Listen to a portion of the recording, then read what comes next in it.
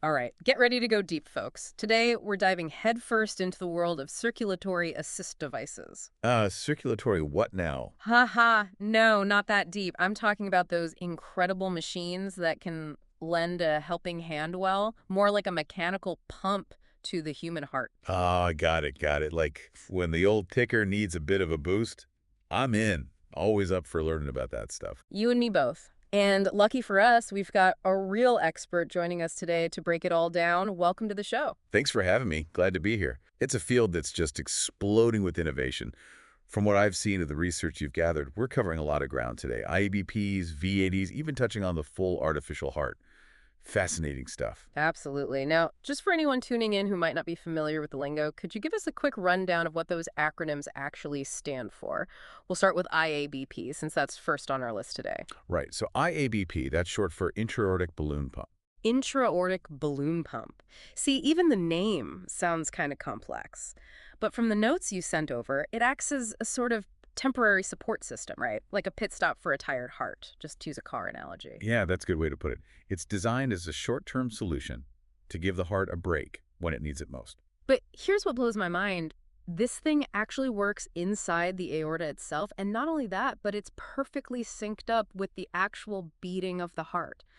That just seems like such incredibly delicate, high-precision work. Oh, absolutely. It's not as simple as just inflating a balloon in there. Timing is everything. Yeah. That synchronization you mentioned, it's all down to the ECG, the electrocardiogram. The IABP has to inflate and deflate in perfect time with the heart's own rhythm. So walk us through how that actually works. What's happening in the heart when the IABP inflates? So picture this. Hmm. The heart relaxes between beats. That's called diastole, and that's when the IABP inflates. Yeah. This helps to push more blood out into the aorta and also reduces the workload on the heart, allowing it to, well, take a breather and hopefully recover.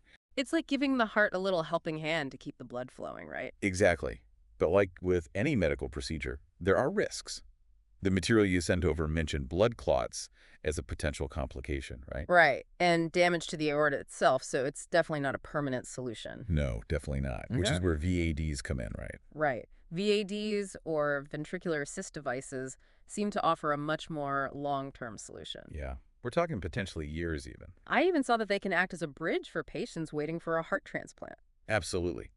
Imagine getting that news that a device could essentially buy you more time with your loved ones. It's a lifeline, really. Okay, so break it down for us. What are VADs all about? How do they actually work? So VADs, they're like the heavy lifters of the circulatory assist world. We're talking about a device that can either assist a weakened ventricle, that's one of the heart's pumping chambers, Mm. or even take over its job completely. And this gives the heart a chance to rest and recover, which is incredible in itself. So in some cases, a VAD could help a damaged heart to actually heal. In some cases, yeah. But even if it doesn't fully heal, the VAD can step in and take over the pumping, basically becoming a permanent fix. And that brings us to, well, the biggest thing since sliced bread in the world of heart health, maybe even bigger, the implantable artificial heart. I mean, come on, we're talking about replacing a human heart with a completely mechanical one. That just seems like something straight out of science fiction. It does, doesn't it? It really highlights just how far medical science has come. But it's not fiction anymore.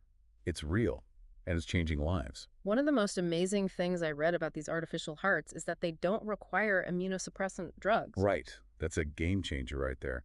Huge benefit for patients. So with traditional transplants, you need those drugs to stop the body from rejecting the new organ. But because an artificial heart isn't made from living tissue, The body doesn't recognize it as foreign.